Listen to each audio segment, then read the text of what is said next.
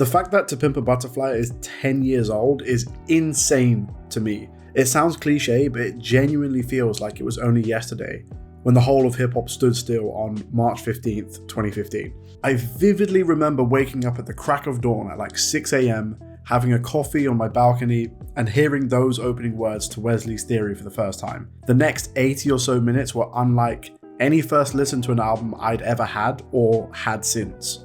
To Pimp a Butterfly is widely regarded as not only one of hip-hop's best albums, but in the upper echelons for the greatest albums ever made, period. For its eclectic musical influences, for its detailed observations of 21st century life in America as a black person, and for Kendrick's sheer unparalleled rapping ability. In my opinion, it is the album that cemented Kendrick's status as one of the greatest to ever touch a microphone. His third studio album capitalized infinitely on the promise of the preceding two. Section 80 proved his undeniable potential and ability. Good Kid, Mad City married that with commercial appeal and ambitious conceptual storytelling. The ingredients were all there for Kendrick to drop something special, but what he managed to cook up was on a different level. At the time, and don't let any history revisionists tell you otherwise, To Pimp a Butterfly was hailed as an instant classic the day it dropped from fans and critics alike, going on to be nominated for 11 Grammys in 2016. And now I don't know if this is the blossoming boomer in me speaking, but I find it quite baffling that during the last year or so of the Drake and Kendrick beef, some of the Drake stans were trying to convince people that Kendrick was some B-list level famous rapper who hopped on the coattails of Drake's popularity. I was 17 when To Pimp a Butterfly came out. All's my life I used to fight, nigga! All's my life I witnessed it in real time, and I can tell you categorically, Kendrick was a very big deal for a very long time, well before the last 12 months went down. But for all of the praise and industry accolades, the album's lasting power and appeal was fundamentally because of a deep connection between it and the people Kendrick attempts to represent. We live in a strange world where music and art in general is reflected upon solely through the lens of numbers and chart positions. When I think of To Pimp a Butterfly coming out in 2015, I don't think, oh my god, remember when it went to number 1 on Billboard and he won some Grammys? No, I think of my mind being fucking blown by the bass on Wesley's Theory, or my heart being ripped apart by The Story of You. And those reactions still remain a decade later for me. And since it's been a whole 10 years, it's the perfect time to go back and reflect on just exactly how this all came together. So, cast your mind back to early 2014. Kendrick is hot off the success of Good Kid, Mad City, but of course fans are looking to what he might do next. Kendrick takes a trip to South Africa, where most notably he visited Nelson Mandela's jail cell on Robben Island. This was the inciting incident for To Pimp a Butterfly's creation. Mixed by Ali, at the time the go-to mixer and engineer for TDE artists, recalled that after the South Africa trip, Kendrick ditched enough material to make 2 or 3 whole albums. Speaking to the Recording Academy, Kendrick said that he wanted to do a record like To Pimp a Butterfly for his debut, but he wasn't confident enough yet. A sense of self-awareness and honesty with himself that would bleed into the album. Prior to this South Africa trip, in late 2013, Kendrick was one of the support acts on the Yeezus tour with He Who Shall Not Be Named. That's where he first linked up with Flying Lotus, where he first heard what would eventually become Wesley's Theory. In terms of what Kendrick was giving to his audience in the interim period between these albums, it was mainly in the shape of high-profile guest verses. He worked with Pusha T, A$AP Rocky, Alicia Keys, Jay-Z, 50 Cent, Eminem, and more. But in terms of lead/solo releases, it was radio silence. That was until September 2014 when Kendrick released I, a noticeable shift in sound from Good Kid, Mad City. It was funky, loose, vintage, driven by an Isley Brothers interpolation. The music video had him making references to Parliament Funkadelic. To us, it was an unexpected shift, and fans were left wondering just how this self-empowerment anthem would fit into a larger narrative or concept. But the real preview for the album actually came a few days before, when Kendrick appeared on Flying Lotus's Never Catch Me. A wild song with Kendrick spinning this insane metaphysical verse about life, death, time, and everything in between over this instrumental that literally felt like it was alive. It was the most expressive, experimental moment we'd seen from Kendrick up to this point, and in hindsight, it's a very good preview of what was to come. Then, in December of 2014, Kendrick makes a guest appearance on the Colbert Report. And he does something that most rappers in the run-up to an album release probably wouldn't do. He performs an untitled, unreleased song about cultural differences across the world, capitalist exploitation, and how to navigate the music industry. He's accompanied by Thundercat, Bilal, Anna Wise, and Terrace Martin, all of whom would contribute significantly to Pimp a Butterfly. This song in particular wouldn't make the tracklist and would land on his Untitled Unmastered project in 2016, but this sound, this energy, and this musicality is what would drive the majority of the album. Then a few months later, in February of 2015, he releases the second official single from his then untitled album. And once again, Kendrick threw everyone a curveball with one of his most aggressive and politically charged songs ever, The Black of the Berry. The song was on the complete other end of the spectrum from I. You could feel and hear the anger in his voice as he spent the next 5 minutes striking back at racism and racist stereotypes about Black Americans, leading up to this bar referencing Trayvon Martin.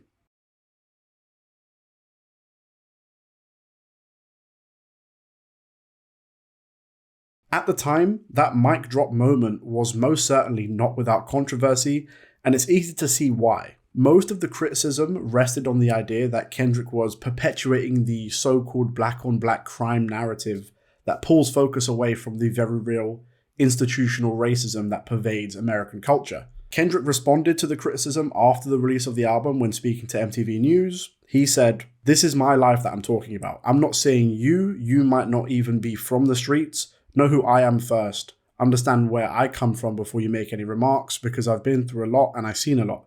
Where I come from, I did a lot to tear my own community.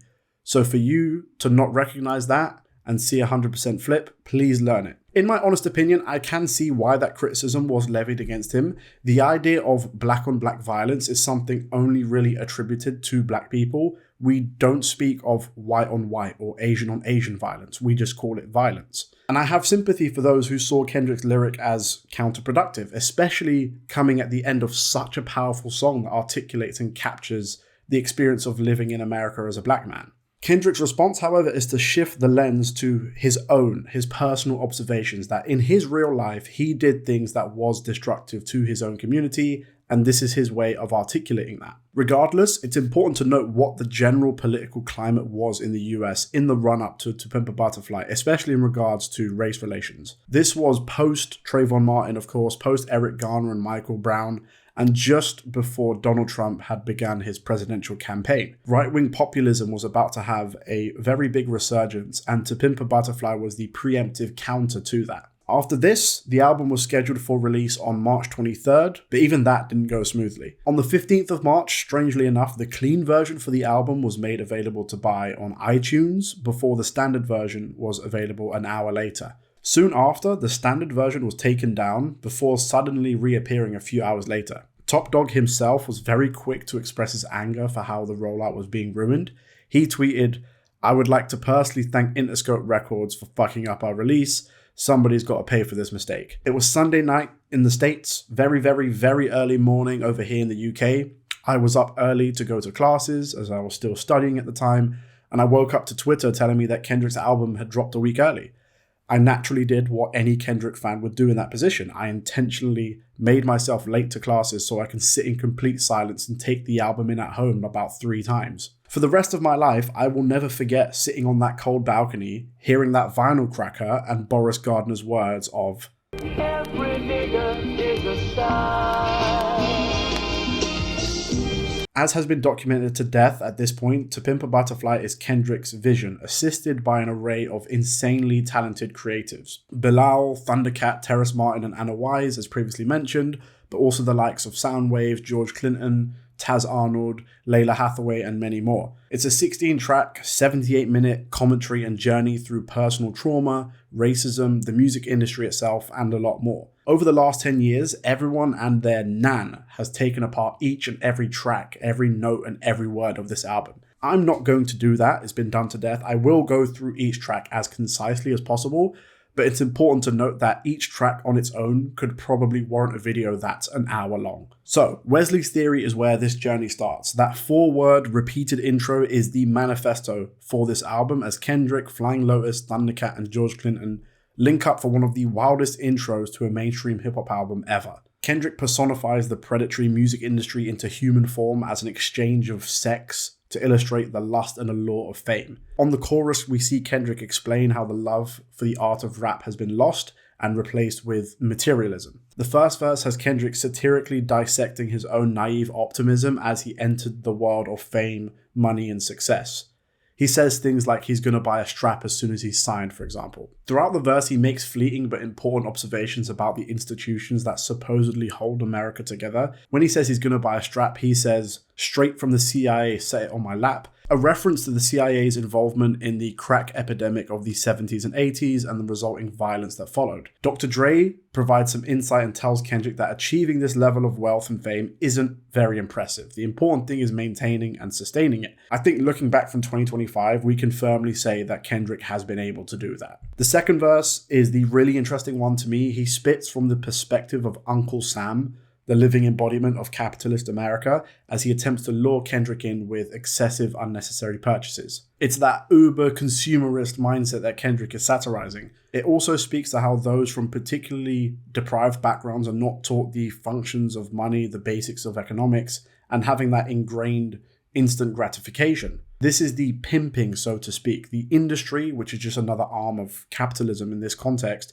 seeking to exploit the most personal and intimate expressions of art solely for financial gain. Of course, Kendrick ends the verse with "I'll Wesley snipe your ass before 35, in reference to Wesley Snipes' well-documented issues with tax evasion, for which he spent some time in prison for. The fact that this kind of song is the opening statement to a major label album like this is the powerful thing. It's 100% a risk to follow up the massive commercial success of Good Kid, Mad City with a jazz fusion satire on capitalism, but that's exactly what it is. And it perfectly sets the tone for the album because the next track, which is technically an interlude, is even more balls to the wall fucking insane. For Free is a free jazz spoken word expressionist picture of, you guessed it, capitalist America. This dick ain't free. Is still some of the funniest shit I've ever heard, but feeds into the idea of the pimping metaphor so perfectly. Kendrick goes absolutely insane as he raps freeform about spam, sardines, Mercedes, porn, and reparations.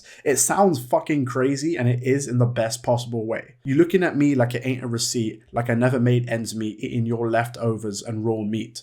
That's the race and class relations that drive the entire album. Those at the top, the ones who benefit from things like white privilege, for example, who view those at the bottom as animals, left to fend off each other for the scraps of food that won't sustain them. Kendrick spends the song fighting back against this viewpoint as he gets more and more enraged and erratic before declaring, "I picked cotton and made you rich, now my dick ain't free." For him, it's no longer acceptable to not be getting what he's owed, his fair share. And that picking cotton line is a reference to the reparations Kendrick has already alluded to on a few occasions. It's also the perfect segue into the next track, King Kunta. King Kunta had been publicly mentioned as early as October of 2014. Scott Venner, who was the music supervisor on Entourage at the time, had heard King Kunta early in the studio with Pharrell, who himself had called it amazing and unapologetically black.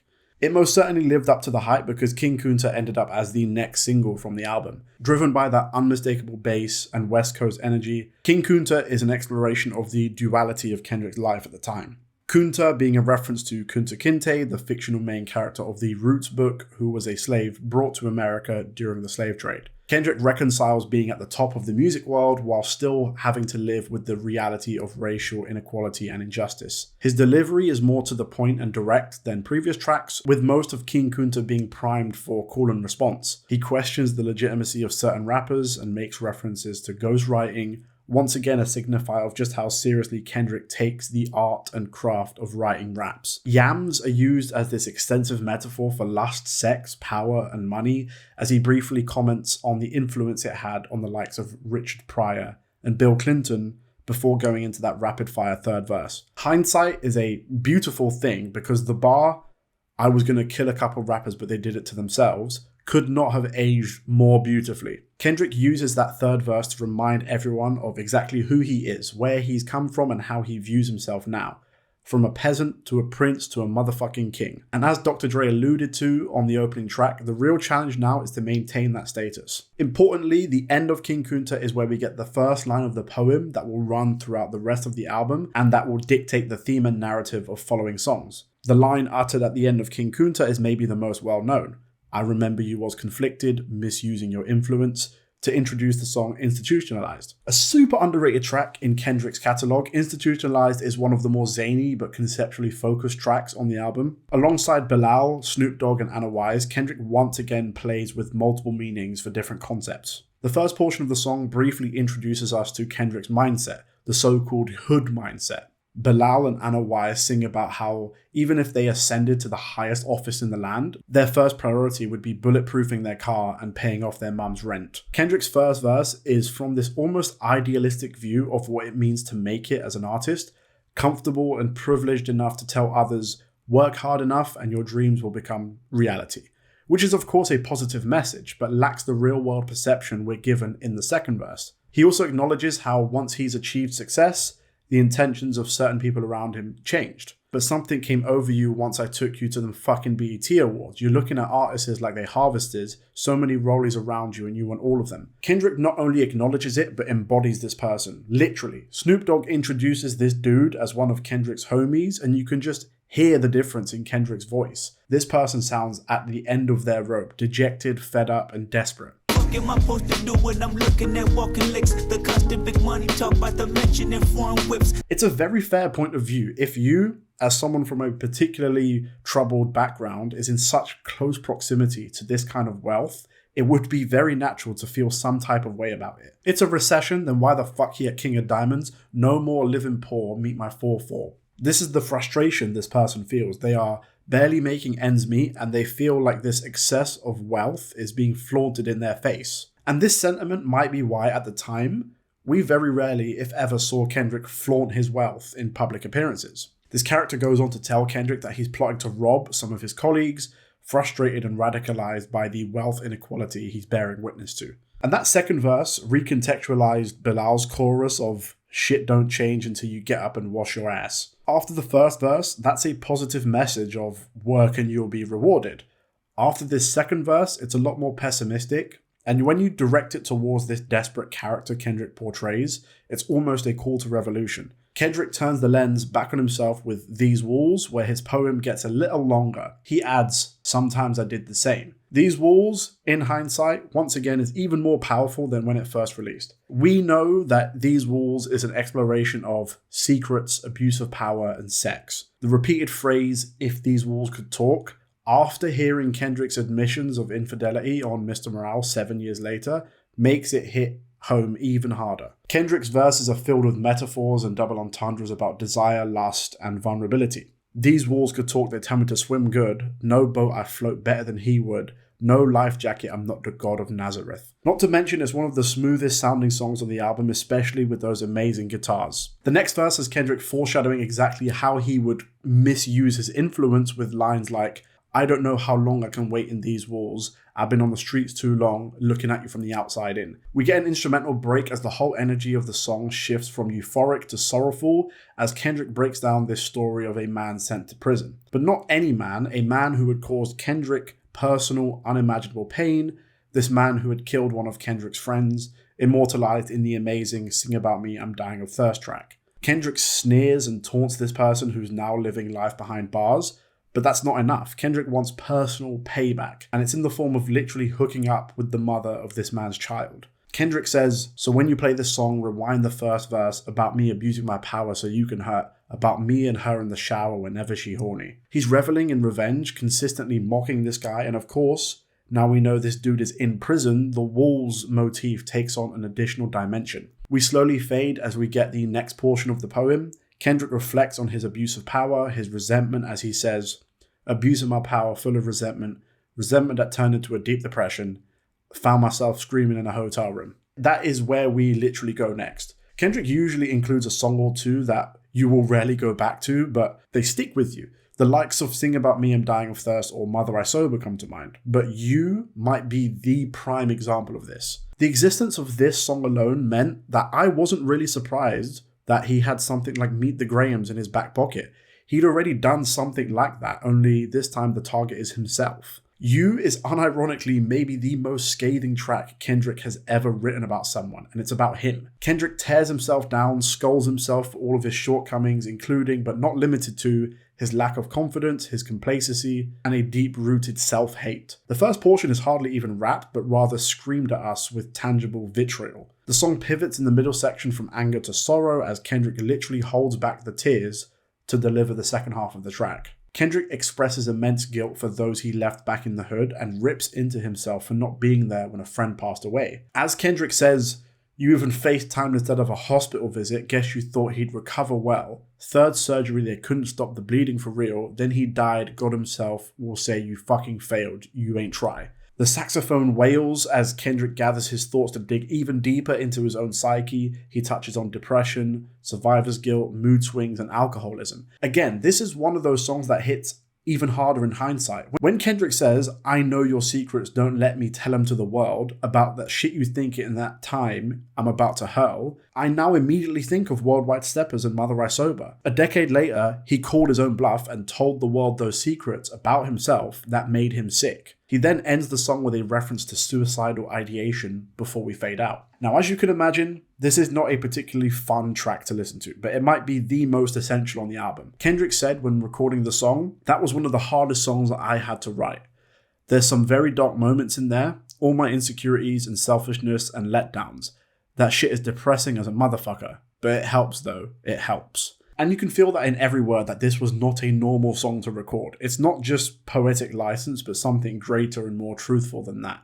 But Kendrick doesn't allow us to wallow in this bleak sadness for too long, as the very next track became a rally cry for a generation. As everyone knows at this point, All Right became strongly associated with the Black Lives Matter movement in 2015 and 2016, using its simple "we're gonna be alright" hook as a protest against racial injustice. The song itself has both the hardships and joy of Black American culture woven into it. Kendrick opens by referencing the color purple. All's my life I has to fight, nigga. All my life I had to fight.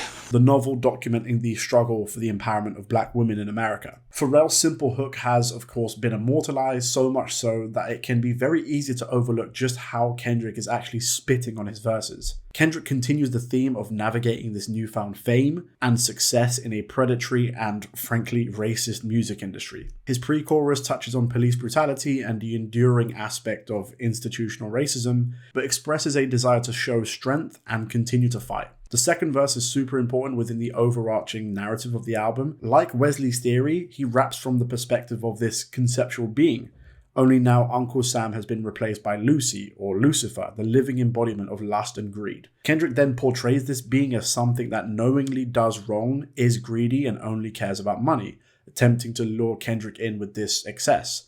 His rebuttal is to stay true to himself and trust in the God he believes in. The song closes with the addition to the ever-growing poem. "I didn't want to self-destruct. The evils of Lucy was all around me, so I went running for answers." For Sale is where we get a much better and in-depth insight into this Lucy character. The song is up there with the more out there and bizarre moments of Kendrick's career, especially with his vocal inflections, but I love it. Kendrick raps from the perspective of Lucy with this dreamlike, woozy aesthetic that makes it feel like we're inside his head. This Lucy figure describes a relationship between the two of them fated for failure and death. Roses are red, violets are blue, but me and you both pushing up daisies if I want you. Once again, the theme of materialistic desire and want rears its head as Kendrick desperately tries to resist it. The second verse is where Lucy provides some pretty compelling reasons for Kendrick to finally give in. No matter how principled you are, no matter how much you might say money won't change me, if you're from a deprived upbringing and you have the opportunity to, as Lucy says, move his mum out of the hood and into a mansion, you would be very tempted. The tragic and insidious thing is that, at least how Kendrick sees it, this lust in the back of his head is almost inescapable. Lucy is at the parties in his own head, and even in the one place Kendrick seeks solace, in the church. And I know I keep saying this, but looking back on this song just makes it better. After hearing Reincarnated on GNX, how he literally rewrote the devil's story, and comparing it to this is fucking mind-blowing. The next portion of the album is crucial after Kendrick adds a single line to his poem. "So I went running for answers until I came home." Mama is where we see Kendrick become reflective and thankful for where he is. On a purely technical level, this is some of the best rapping of Kendrick's entire career, especially the first verse. The syncopation, the flow, the pockets he chooses, it's just all ridiculous. Mama is broken up into 3 distinct verses, all with a clear function. The first verse is where Kendrick reminisces on and expresses his love for the art of rapping, which I feel is exactly why he chose to go with this super intricate rhyme scheme and flow to challenge himself. He says, "Thank God for rap. I would say it got me a plaque, but what's better than that? The fact it brought me back home." As we go into the second verse where Kendrick lists all of the things he's learned through navigating the music industry. He's learned how to play the game, how to be in touch with his spirituality, how to give back to his community, and more. He lists all of these things that he believes he knows until he questions that knowledge by the end of the verse. He says, "I know what I know, and I know it well not to ever forget until I realized I didn't know shit the day I came home," which to me communicates a truth that becomes more apparent as I get older. The more you learn, the more outside experience you have, the more you realize what your own limitations of knowledge are. He came home and was brought back down to earth, so to speak, and that home in the context of the third verse has a dual meaning. Home, literally as Compton for Kendrick, but also his ancestral home. The idea of returning to his motherland permeates the verse, especially noticeable when you take into account his visit to South Africa. The third verse tells the story of a chance encounter with a small boy who resembles Kendrick, and those similarities are highlighted by this child. This kid encourages Kendrick to take in his surroundings, learn about his ancestors, and encourages his homies to do the same, to come back home. Mama ends with a strange outro as Kendrick describes some sort of crisis and expresses how he's been looking for something intangible, but he doesn't know where or how to find it. The next song, Hood Politics, is Kendrick affirming his authenticity and what he truly prioritizes when it comes to rap and life. Side note, the Sufjan Stevens sample is one of the more inventive flips on the album and goes absolutely crazy.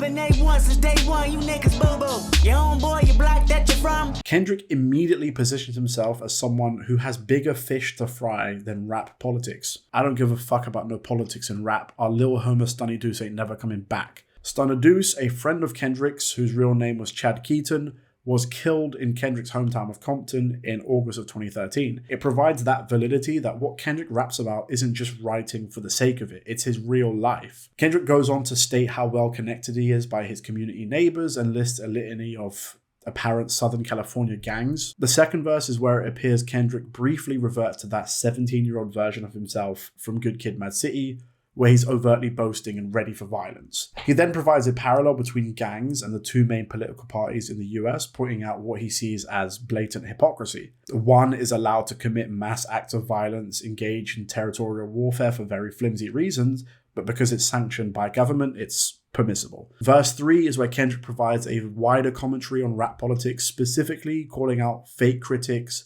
and those with disingenuous attitudes towards rap. He says, "Critics want to mention that they missed when hip-hop was rapping. Motherfucker, if you did, then Killer Mike would be platinum." Killer Mike, of course, being a very well-respected, experienced rapper who rarely gained attention outside of niche hip-hop circles until the latter stages of his career. Kendrick then goes on to interpolate Jay-Z's bar from Imaginary Player. "It's funny how one verse can fuck up the game. But I resolved inside that private heart while sitting down with Jay. He said it's funny how one verse can fuck up the game." Which at the time was, of course, a reference to his Control verse from 2013. He proved it true once again in 2024 with his Like That verse, which the industry is still feeling the reverberations of over a year later. The poem gains a few extra lines as he shifts the focus away from the turmoil going on in his neighborhood to his own existential crisis. And that's where we get the parable that is How Much a Dollar Cost. One of the best examples of Kendrick's knack for focused conceptual songwriting as he details a chance encounter in South Africa with a homeless man. You could probably write a book on how much a dollar costs alone, but to cut a long story short, Kendrick tells the tale of his visit to South Africa and his reluctance to give this man a single dollar. He appears frustrated by this man's presence and apparent begging, which leads Kendrick to dismiss him and lies to him that he doesn't have any money. He questions the value of money, how it can corrupt your values, and how that can affect those around you. In the second verse, we see Kendrick get angry and they lock eyes with each other, with him even fantasizing about violence towards this man before he asks Kendrick about his faith in God. In the third verse, Kendrick paints a picture of himself as a selfish, indecisive, and power-hungry individual who's been corrupted by wealth. He sees the worst in people, and it makes him paranoid, as he believes this homeless man only wants $1 to feed his alcohol addiction. Interestingly, the more this man attempts to communicate with Kendrick, the more he begins to lean into this negative side of his personality. He looked at me and said, "Your potential is bittersweet." I looked at him and said, "Every nickel is mine to keep."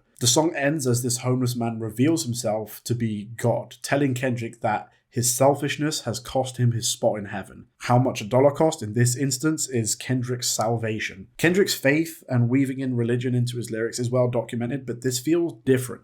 It feels like he genuinely believes he's fallen short of the standard he appears to set himself. Whether that standard is realistic or attainable is a question for another day, but that's what Kendrick is portraying here. And that feeds into the idea of being a hypocrite on the Black of the Berry. By virtue of the fact that Kendrick Lamar is a mainstream rapper with sponsors, endorsements, and the lot, wealth is a byproduct of that. He's not going to stop creating art, of course, but that art generates this wealth. And because of the standard he sets, he's stuck between a rock and a hard place. The next track is Complexion, which deals with an all too common but under-discussed byproduct of racism, which is colorism. For anyone who might not be aware of the distinction between racism and colorism, colorism specifically refers to the prejudice towards people with darker skin tones, a prejudice that can take place within the same racial or ethnic group. Kendrick described the song in the following terms.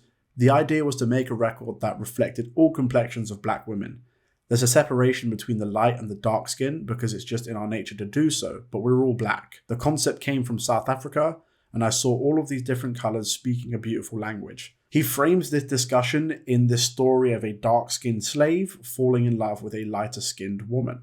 This idea stems from the idea of house slaves and field slaves, with that distinction usually made on the basis of gender and skin tone. Kendrick expounds upon his desire to unite people of all skin tones and release those from the judgment based on how dark or light someone's skin is. He recalls a story his partner Whitney, herself a lighter skinned black woman, told him about God making everyone in his image. Kendrick clearly sees the echoes of intentional division from the 1700s as still relevant in the 21st century, which he goes into further detail on The Black of the Berry. But not before an amazing guest feature from Rhapsody, to this day one of the most underrated rappers in the game, as she uses her time to echo the sentiments of unity and black pride. The outro is the segue into The Black of the Berry, as we flip from positive to negative, as Kendrick views what is happening in his own backyard as hell on earth and issues a rally cry against both racism and gang violence. I've already touched on the song earlier, so I won't go into detail, but its placement in the tracklist just after Complexion adds to its power. It's the antithesis to Complexion, from pride to intense rage.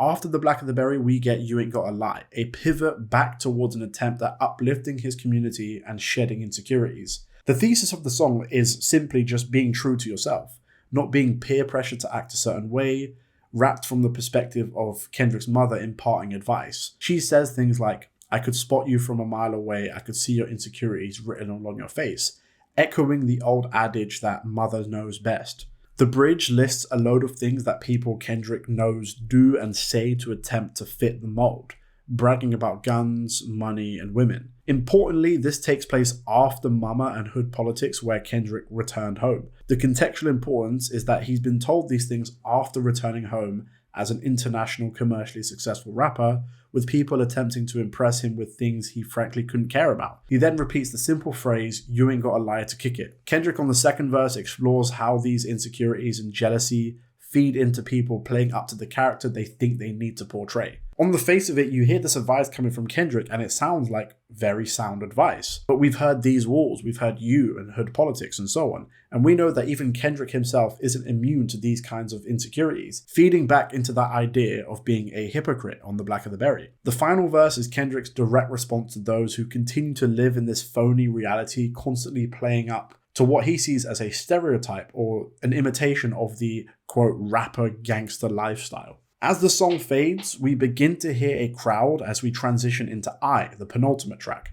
But it sounds different to the single version, very different. Kendrick is introduced to the stage as he performs a rough live version of the song, very different in feel and vibe to the polished studio version that actually dropped. The lyrics remain the same, only delivered with more urgency and intent. It's uplifting, positive, and an attempt at once again raising his community. But as he gets into the meat of the track, we get the answer as to why Kendrick is performing this live version of the song. A fight breaks out in the crowd he's performing to. Kendrick decides to kill the music to address the fight. He goes on this impassioned rant about perspective, how little time we have left on this planet, and how his community needs to unite against this common enemy. He gathers the crowd's attention as he performs an a cappella verse, a pivotal point in the album where it feels he becomes the leader he's tried to be for the duration of the project. The entire verse is dedicated to deconstructing the history and etymology of the N-word and an explicit call to once again reclaim its power. He chooses to trace it back to Ethiopia, where the word negus was used to mean king or ruler, and becomes angry that American history